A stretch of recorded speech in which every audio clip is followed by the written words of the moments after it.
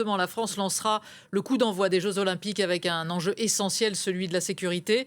Les forces de l'ordre françaises ne seront pas seules à assurer le bon déroulement des épreuves.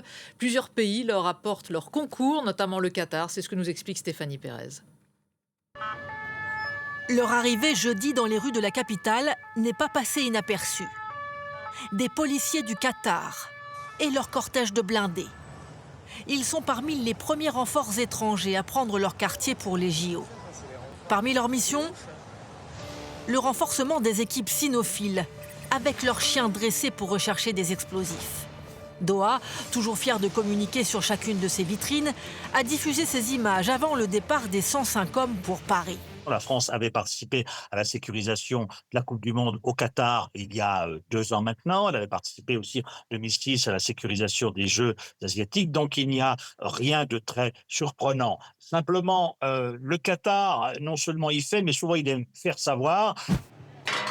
Le Qatar est l'un des 40 pays qui envoient des renforts à Paris à la demande de la France. 1750 policiers étrangers au total.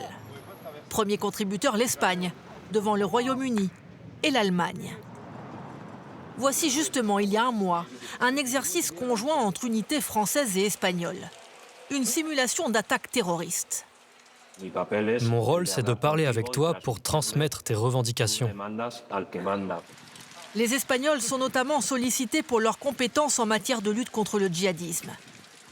Paris a dressé la liste de ses besoins pour la sécurité des 15 millions de visiteurs attendus. Des maisons cavaliers, des spécialistes de la lutte anti-drone, des unités cynophiles, des policiers étrangers spécialisés dans la remontée du renseignement. Comme lors de la Coupe du Monde de rugby l'année dernière, les policiers étrangers travailleront en binôme avec leurs 35 000 homologues français, sur une quarantaine de sites et dans les gares et aéroports.